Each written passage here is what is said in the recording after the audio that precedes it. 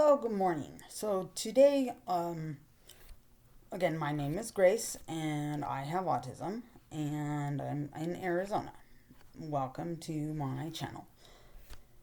Alright, so today I want to talk about PTSD or CPTSD.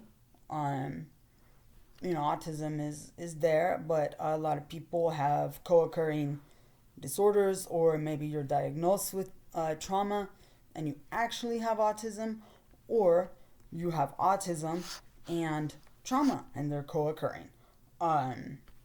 This happens all the time. Boop. All right.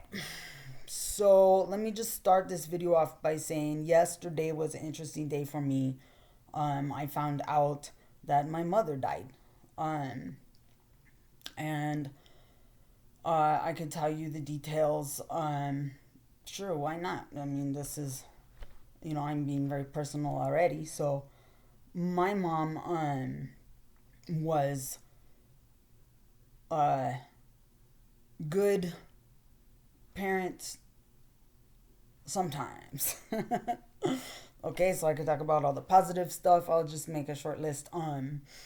She raised us with healthy food. There was a garden in the backyard. We lived out in the rural Oregon coast. So we played in the forest, and she did things like canning and farm stuff because she grew up on a farm. And anyway, so there was a lot of good stuff, but also there was a lot of bad stuff because of drug use and drinking alcohol. And she took care of us. She fed us. She took us to school. We got Christmas presents. But also, a doctor had told her that I might have autism when I was like 3, and she didn't believe in that. They raised us to scoff at religion, especially God and Christianity. They raised us with sarcasm, and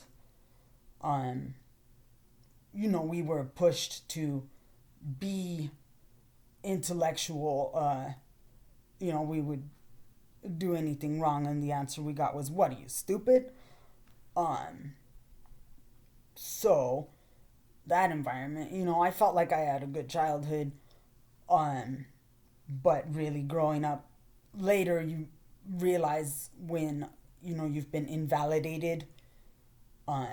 You have feelings, and then you're just criticized for them rather than them accepting it. So we're going into childhood stuff. But my mother died. She had been drinking, and so her mental health was in decline. She was born in 57, so she was like 60 something. I don't know her exact age.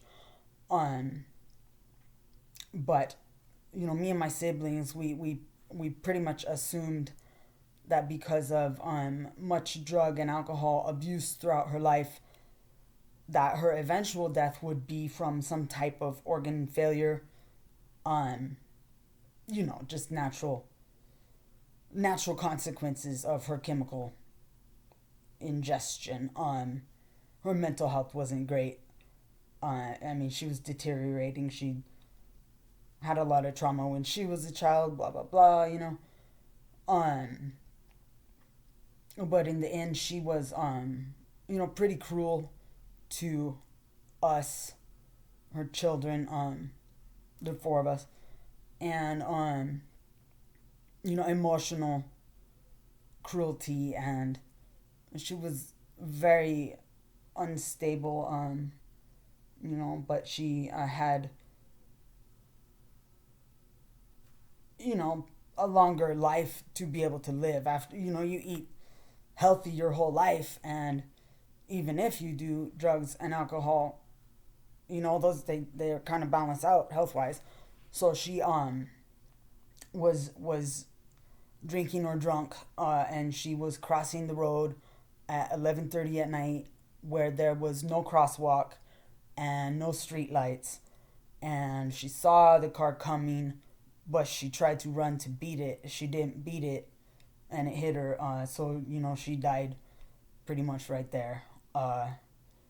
and I had to call the police department to get the information, and they returned my call and told me the details about what happened, because the family members out there had only said she was hit by a car, but I did not get any detailed information. I wanted to know why she was in the road. I had, doubts that it was an accident. I thought perhaps she could have thrown herself in front of a car. She talked about dying a lot, and she's dead now. So I know her. That's what I told my sister. I said she's out there vibing in the universe now.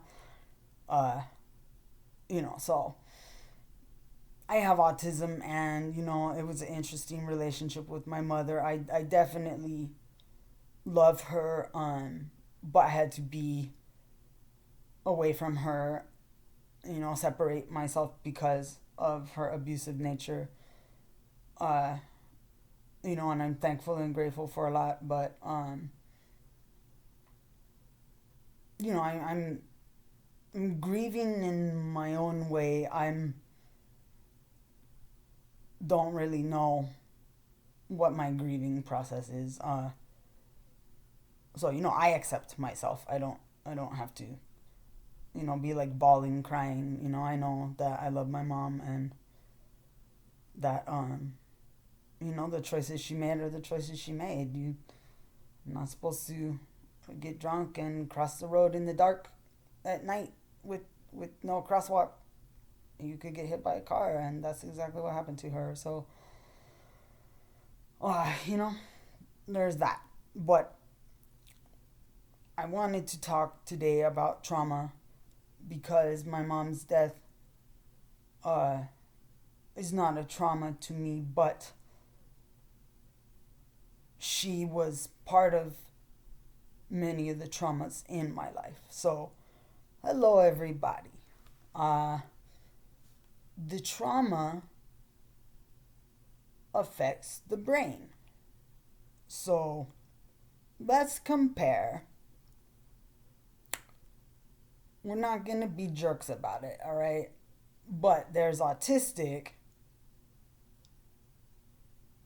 from youth with loving and supporting parents and family and extended family and doctors and schools and different levels of functionality. But when you're diagnosed young and your parents have enough resources or money or insurance, community support, extended family, when you have all of the things that you need, you can go ahead and become very healthy emotionally and functional. Not all levels of autism can function. Everybody pretty much knows that. Some autistics don't speak, or they need to wear headphones everywhere they go, but also they're getting help too for that, if you think about it, because if they've gotten a diagnosis and they're wearing noise canceling headphones, how much do noise canceling headphones cost? Go ahead, Google it right now. But I'll admit, sometimes I'm jealous of the kids that had support, but everybody out there, hey guys who had parents that weren't very supportive of you, happened to a lot of us. All right, so we're the bad parents club or whatever. So anyways, I feel like I have a sister. She likes to complain about a lot of things from childhood. I don't want to complain about it, really, and I don't want to be stuck there. But you have to respect what childhood events do to your brain.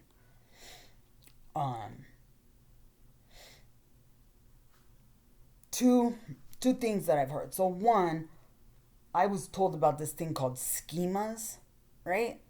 That form in childhood. And this is some older older information. So these schemas form in your brain, and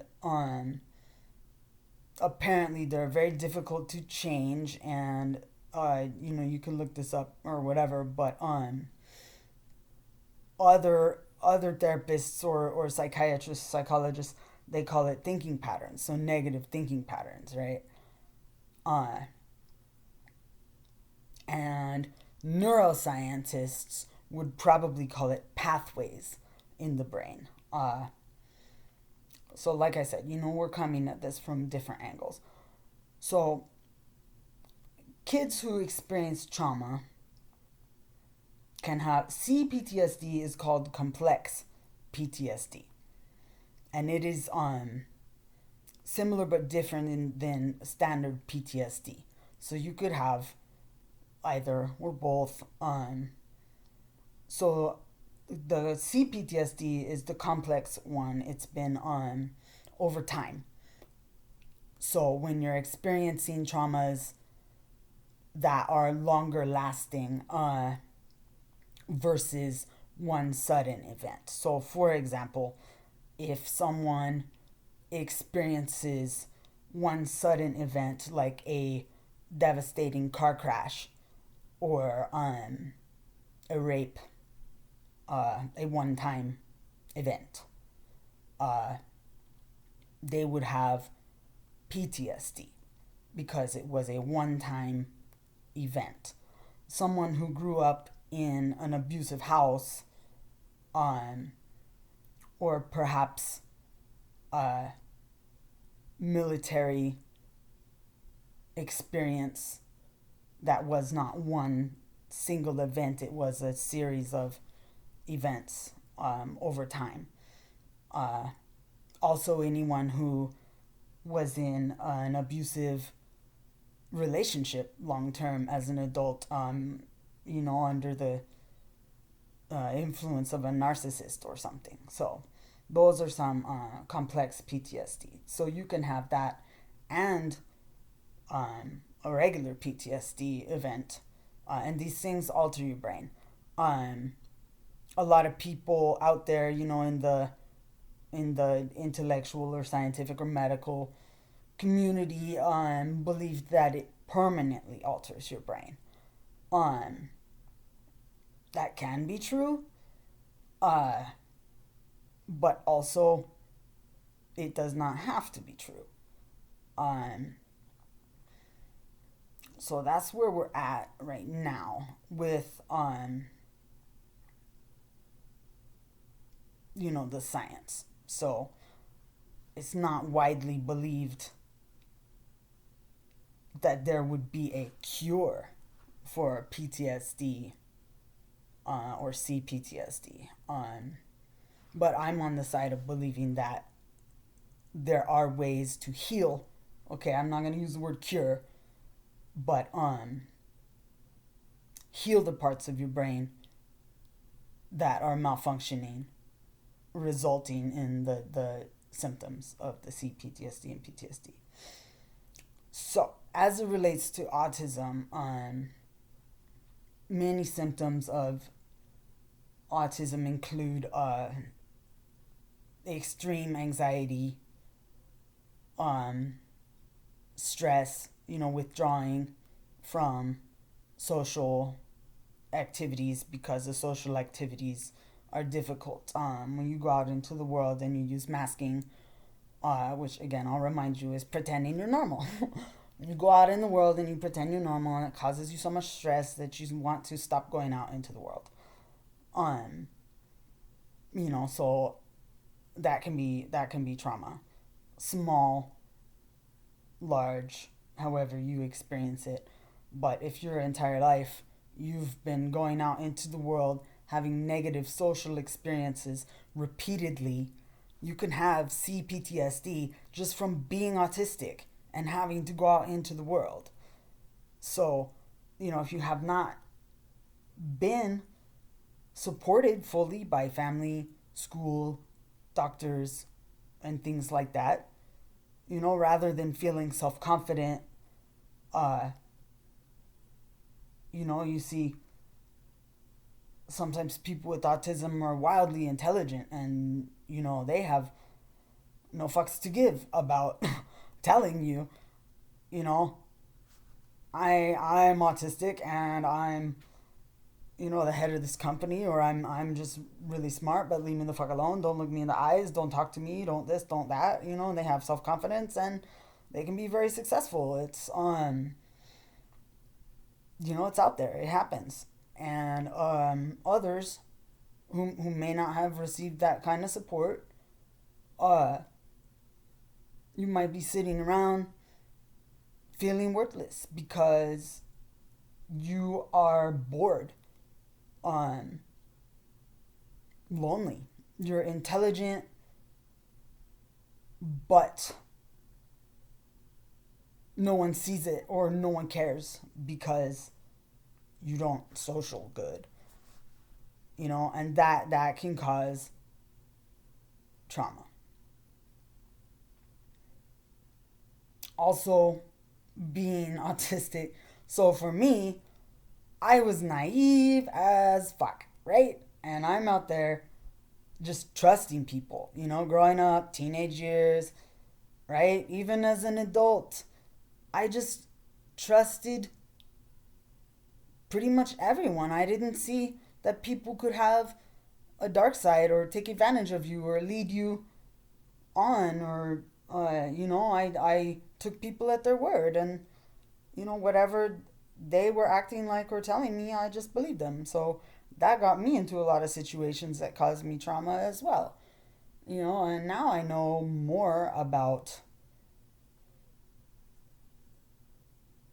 being careful with people's character. So I'm in the process now at this stage in my life of just finding a balance between being able to trust people versus I don't trust anyone because I've been hurt so many times. So your trauma is real, and if you're out there suffering with trauma, go ahead, man, message me, okay? I'm not okay, I didn't go to college for psychology, but I know how to read and study, and I like to study about neuroscience. So we can talk. You can message me, and I can talk about more different stuff in the videos, or just message you about whatever you feel like asking. But I want you to know that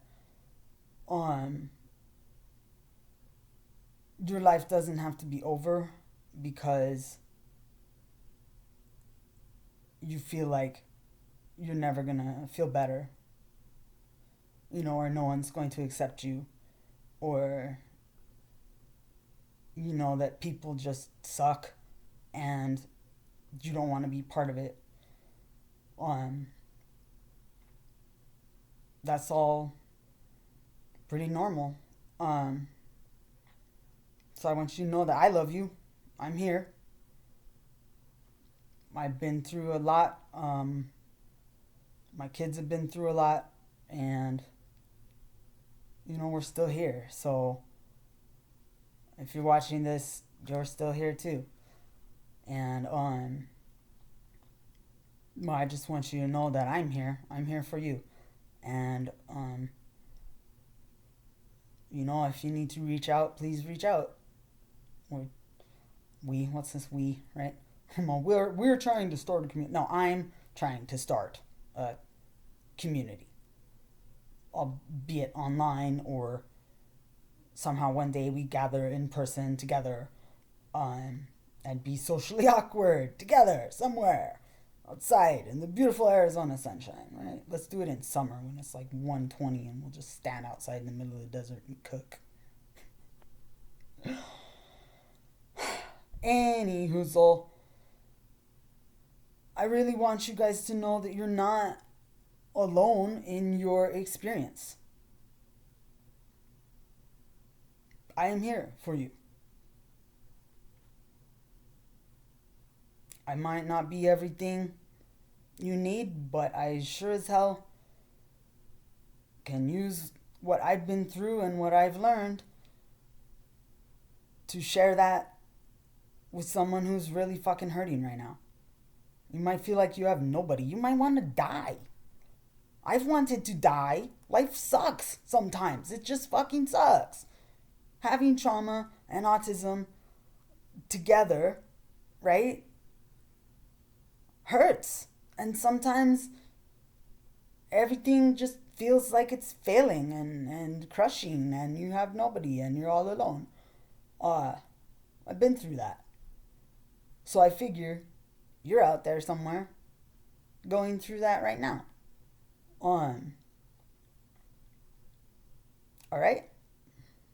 I don't care if you're a teenager, an adult, a grown person, going all gray and and wrinkly now.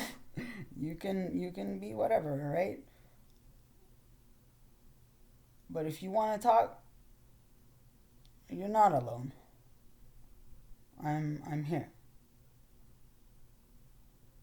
And right now it's me. But there can be a we. Alright, I keep giving the thumbs up, We can do thumbs down. Or thumbs sideways, what's that? Alright. So maybe. You decide. How's your day going? A thumbs down day? Call me. Call me on the YouTube comments. We don't have to always feel positive about everything. And it's okay to just feel like shit. If you just want to talk about feeling like shit with someone who has felt like shit, I'm not going to judge you. I'm not going to try to shove Jesus in your face. I'm not going to tell you to think positive, I mean, hey, I can encourage people too, but if you just want someone to listen to you and you don't fucking feel like calling the crisis line again, right? Let's talk about that. You don't feel like calling the crisis line again. You're not gonna kill yourself, but maybe you're fucking just tired of life and you've been thinking about it. Okay, I've been there too. I'm not a licensed anything. I can't, help you in that way. That's what the crisis line is for, mental health hospitals, whatever you want. But, maybe you drink to ease the pain or you're on whatever, maybe meth makes you feel good or heroin or, weed or whatever the fuck you're doing to ease your pain. Been there, done that too. I've had a life. I tried writing a book. Books are great. I have a scatterbrain. Maybe one day I'll be an author, but it would be much easier just to tell somebody what happens in my life and they can write it down. So this has been my longest video so far, and I talked about my mom, and I talked a little bit about brains and childhood trauma, and I just want to reach people, and you guys can get to know me, and I'm putting myself out there. I got nothing to hide anymore.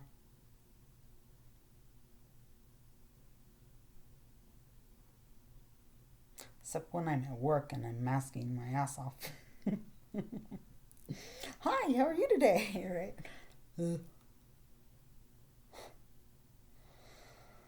So anyway, you guys get mask off, and you guys get the truth, and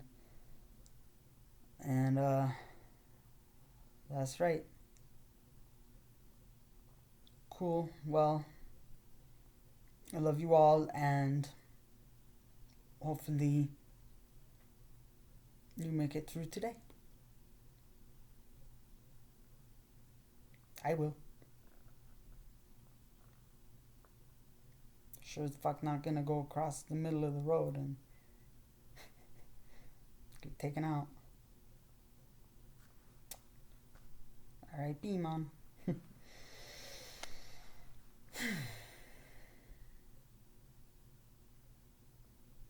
Yeah, no, I just saw this meme about when you don't know how to end a conversation, and it was Lisa Simpson, right, and Ralph, and he just like is on his knees, and then he goes and he just rolls down the hill.